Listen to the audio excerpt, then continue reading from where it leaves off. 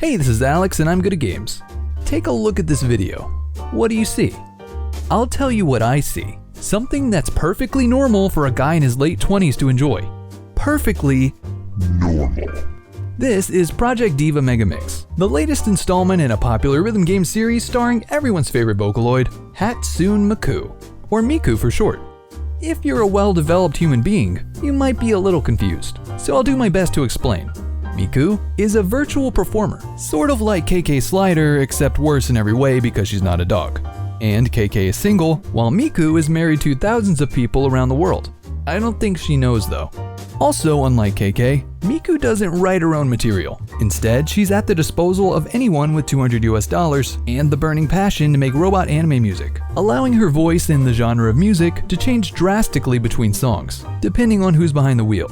To add even more vocal variety to the music, Miku is followed around by this band of misfits, each bringing a unique trait to the table.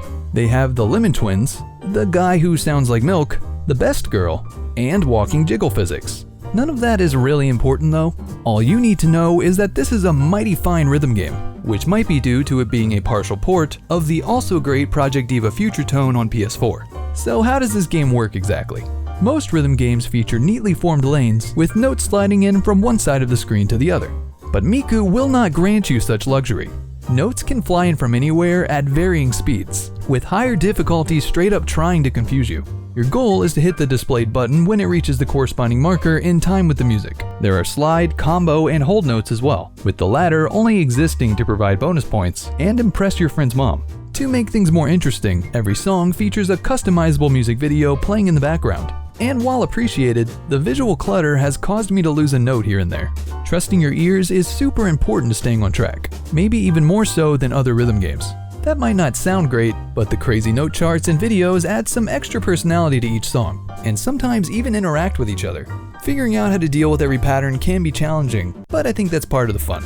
My only complaint is that the hardest difficulties not only add more notes, they also punish you more for missing one. Seems a bit overkill. Fortunately, the difficulty can be customized to an insane degree, ranging from baby mode all the way to I can't see what's happening mode. One cool touch is you can even set the icons to look like PS4 buttons if you're used to playing that way. Whether you've never touched a rhythm game before or touched them on the daily, you'll find something you like here. And the same can be said about the song selection, provided that you can tolerate vocaloids. There are over 100 songs available out of the box. Electronic, rock, clown music, there's a lot of variety here. Personally, I've always believed that even if a song is good, it's not necessarily a good rhythm game song. So applying that to this game, while I wouldn't put the vast majority of Miku songs on my Zune, they're mostly great rhythm game songs, and at least pretty catchy on average. In terms of content, fans of the genre will easily get hundreds of hours out of this game. Not only is going for higher ranks addicting, simply playing through every song one time will take as long as a lot of single-player campaigns, which is good because this game has no story to speak of, unless you count the individual music videos as stories. If that's the case, this is easily one of the most engrossing tales of our generation. Let me read you some lyrics to a song that truly resonated with me. Let's take. You're loving it. Vegetable juice.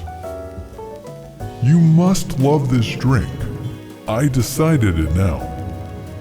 So take now, with my true heart, vegetable juice. It costs just $2.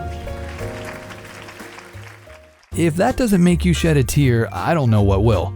It's worth noting that while Mega Mix includes 10 new songs when compared to the PS4 release, Sega also removed half of the old tracks and are currently selling them back as DLC. While I think 100 songs is more than enough for this kind of game, that's a pretty shady business practice on Sega's part, and I'm not going to spend extra money rebuying old content. Speaking of shady, check out these shades. Clearing songs awards you with V points, which can in turn be used to equip your vocaloids in the highest of fashion, making those music videos infinitely more enjoyable.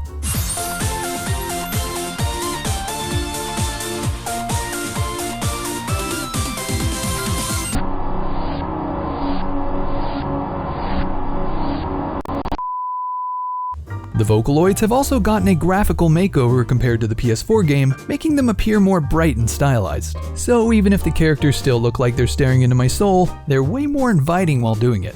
Is it weird to say that their hair looks kinda delicious? I'm not saying I would eat their hair, but I'm also not saying that. If the hundreds of clothing options aren't doing it for you, making your own custom t-shirt is also an option. Maybe you'll even discover that your YouTube channel has unfortunate initials while doing it. Performance-wise, the gameplay always runs at a smooth 60 FPS and generally looks great. However, since they're rendered in real time, the background videos can occasionally drop in resolution and frame rate depending on the song. You don't have much time to look at them during normal gameplay, so it's only really a big deal during the game's playlist mode. The most notable addition to Mega Mix is the brand new Mix mode, which has you holding the Joy-Cons in a thumbs up position while tilting them left and right and tapping the triggers to catch falling notes. And don't worry, it looks as dumb as it sounds. Thanks to the Joy-Con, motion controls are not super responsive, but fortunately the game never requires you to be that precise. Still, I think the option to play with joysticks would be a nice addition, since it's currently unplayable in handheld mode. Mix mode also only has 3 difficulties, and even though hard can get pretty tricky, it never comes close to the horrors of arcade mode. Overall, it's a much simpler and more traditional way to play every song, but I still found it to be a good addition and fun change of pace. Well, I think that about covers it. I know this game isn't for everyone, especially if vocaloids creep you out, but as far as rhythm games go, I think this series is among the best out there. That's why I'm giving Project Diva Mega Mix an A-. If you're even remotely a fan of the genre, I recommend picking it up.